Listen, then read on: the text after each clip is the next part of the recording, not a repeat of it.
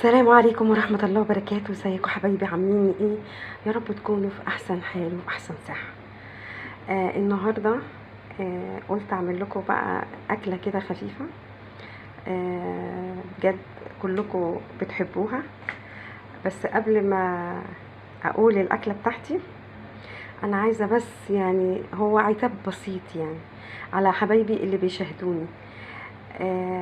بتشاهدوني بس للأسف مفيش اللايك. انتوا عارفين اللايك ده بيفرق في ايه؟ في ان الفيديو ينتشر، فاهميني؟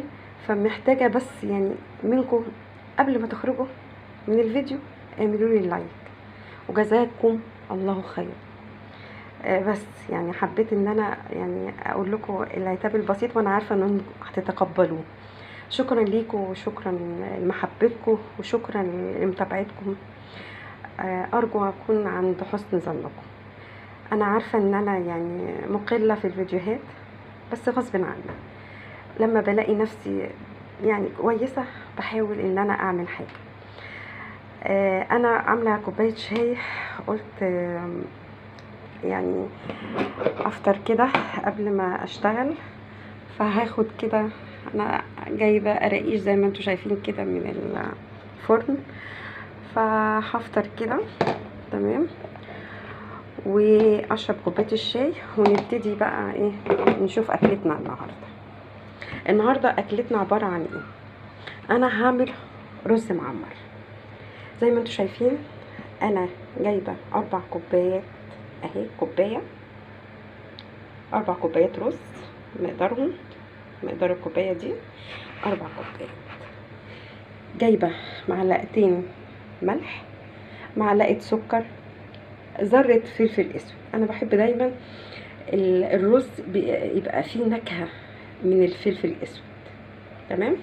وجايبه معلقتين سمنه بقري، وهنا هعمل جنبها فراخ انا متبلاها اهي، فراخ هعملها مشويه متبلاها وشايلها في الفريزر. فيلا بينا كده نبتدي ونسمي بسم الله ونبتدي نشوف هنعمل ايه. افطر وارجع لكم.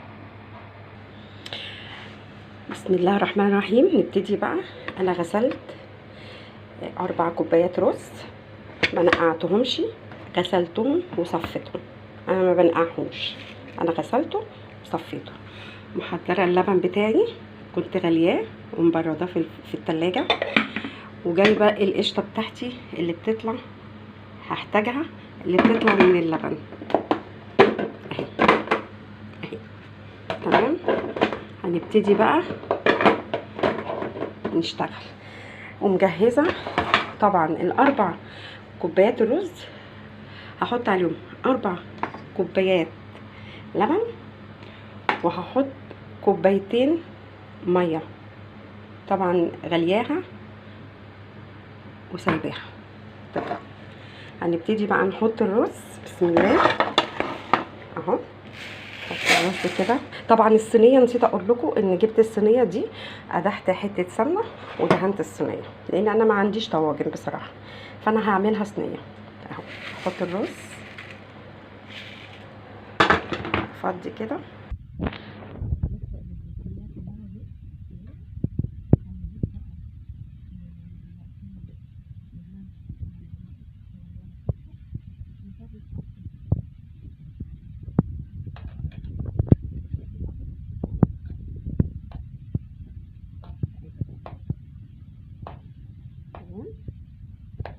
عندي سمنه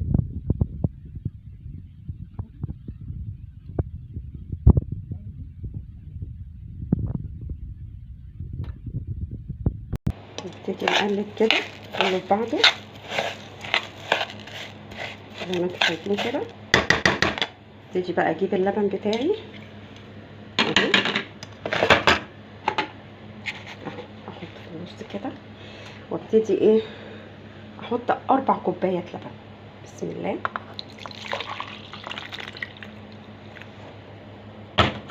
بسم الله. هحط من العيار ده 4 انا حطيت واحده فاضل 3 زي ما انتم شايفين كده. انا حطيت الكيلو طلع بالظبط كيلو اللبن طلع 4 برضو ايه مقادير. تمام.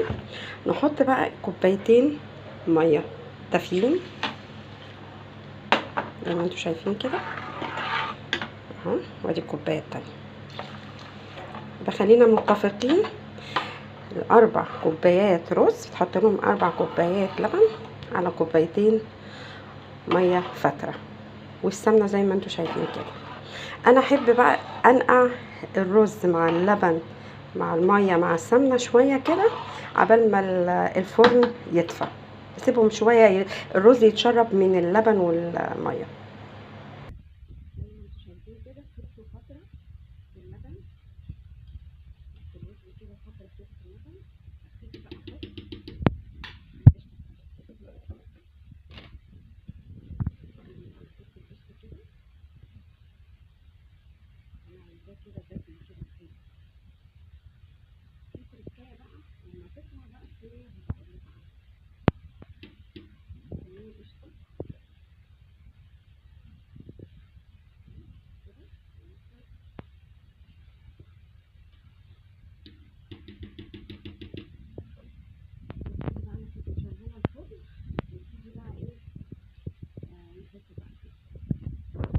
زي ما انتوا شايفين كده اهو، دخلتها الفرن في الرف الوسطاني في الفرن اهو.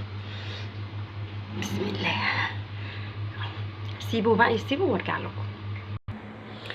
يلا الكل يصلي على النبي ويقولوا لي في الكومنتات تسلم ايدك. بسم الله ما شاء الله، طلعت جميله جدا زي ما انتوا شايفين اهي. هنبتدي بقى ايه، بصوا التركايه بقى بتاعتي، باجي كده اهو في الجنب كده واديها ايه سمنه بلدي، شايفين كده اهو في الجزء كده حواليها.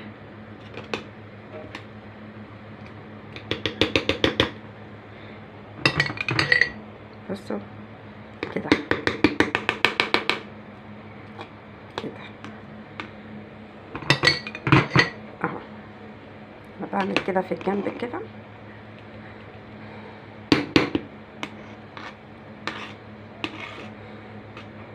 تطلع في منتهى الجمال والله، هتعجبكم جامد جدا الطريقه دي اهي.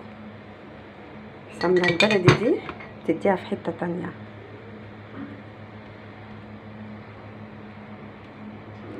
هدخلها الفرن وارجعها تاني زي ما انتوا شايفين اهي. طلعتها من تحت الشوايه، ابتدي بقى سخنه سخنه.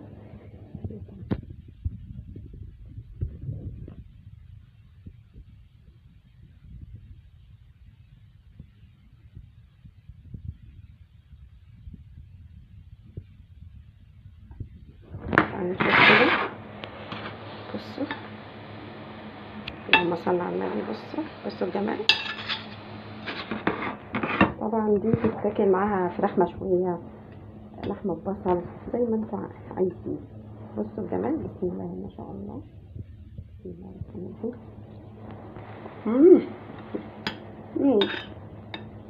لا لا لا، مفيش احلى من كده. جربوا طريقتي هتعجبكم. اتمنى يكون الطريقه سهله، خليكم تعملوها وتنفذوها ان شاء الله بقى.